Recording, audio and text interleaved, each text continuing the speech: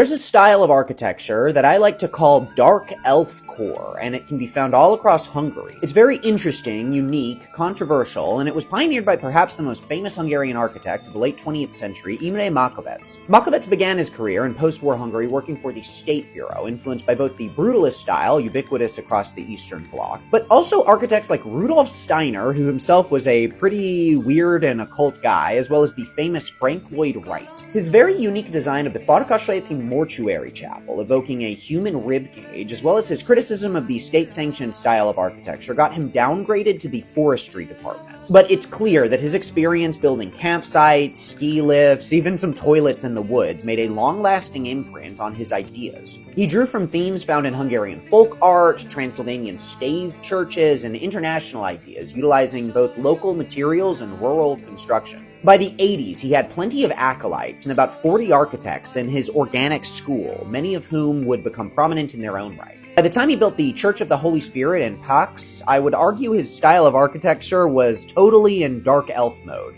causing controversy among the church, too, by including spires with the sun and the moon on either side of the spire with the cross. He often described his architecture as being intended for another, more secret and hard-to-perceive world. He drew not only from nature, but mythology, ancient history, esoteric spirituality, and his image of the Hungarian national identity. He made waves with his mythology-inspired pavilion at the 1992 World Expo in Seville, and he gained some huge fans in Prince, now King Charles of England, and the Canadian architect Frank Gehry. As he got older, he famously became more quarrelsome and right-wing, according to many, and after the system change, his architecture became a protest of globalism. As such, his legacy remains controversial, with a lot of debate about the funds spent on the upkeep of his sometimes expensive-to-maintain projects. This aside, I really do think that he was one of the most unique architects, and a lot of interesting buildings have been designed with his themes, giving many contemporary Hungarian buildings an incredibly distinctive look that you can definitely spot all over the country.